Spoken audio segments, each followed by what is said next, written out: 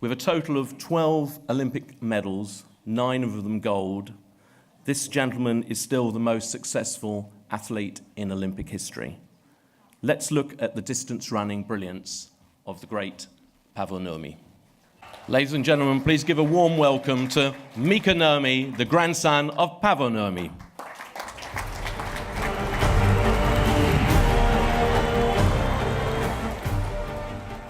Now, along with all our guests, Mika has brought with him a bronze of his grandfather, which was given to him in 1925 by an American millionaire admirer. We're going to talk a little bit the reason for that, but as you know, Paavo Nurmi did an amazing tour of America after winning his 5 gold medals in Paris.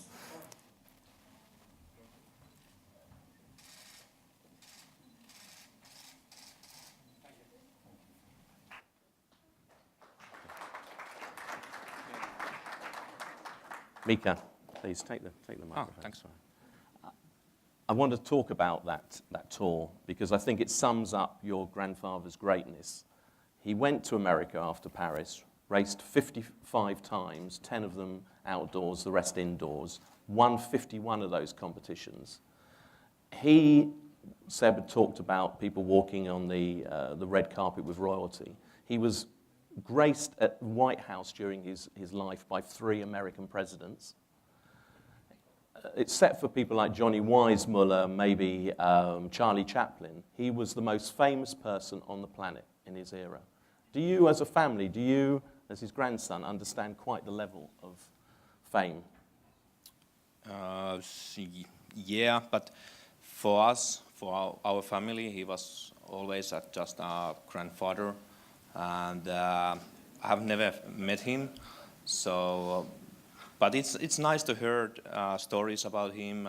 But for us, it's just a grandfather and the stories.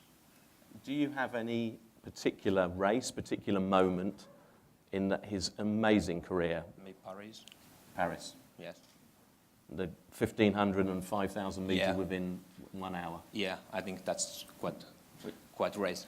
Which, as we know, Hicham El Guerrouj was the first person to actually do that, and not within an hour, obviously, of each other at one Olympic Games. Quite extraordinary. Seb, something for you about Paavo Nurmi. 1,500 meters, went straight up to the marathon as well. We were talking about versatility of Eric Limy, very similar sort of character. Well, I think in my few remarks before we started this evening, I made the point that all these athletes will be remembered in 100 years' time. I joined the Hallamshire Harriers, my athletics club in Sheffield, in 1968.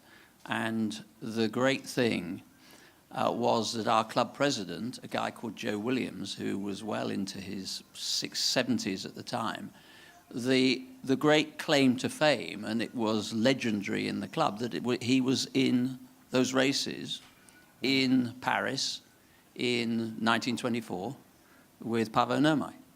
And so even as a 10 or 11-year-old joining an athletics club, that was the stuff of legend then. And, that was, goodness me, a long time ago. And in another 100 years, there will be the same type of appreciation of that career. And that's just one small athletics club in the north of England. So I can't imagine what his fame must have been like at the time that he was doing what he did. Mika, your father, Matty, is still alive, and I think it's quite reasonably well. He was a very good runner in his own right. I know he took part in one world record race of the famous 3 Alaves back in the 1950s. Have you ever had, and sorry, being personal, you didn't know I was going to ask you this, but for me it's an obvious one. Did you ever had an athletic talent, want to be involved with sport? And was it just an assumption because of the name Nurmi that, of course, you're going to be brilliant at whatever you did in terms of sport?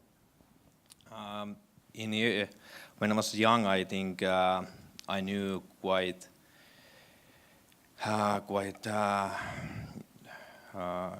beginning is that the miles of our family has been already run. So I just started to play tennis and basketball.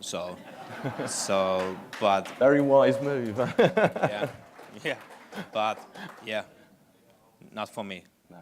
Yeah. I have been good, but not best. He was in the gym this morning at 6:30. Was he really?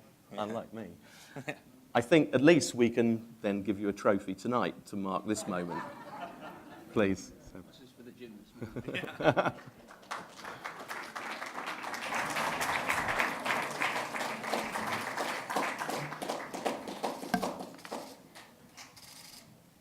Ladies and gentlemen, Mika Nurmi.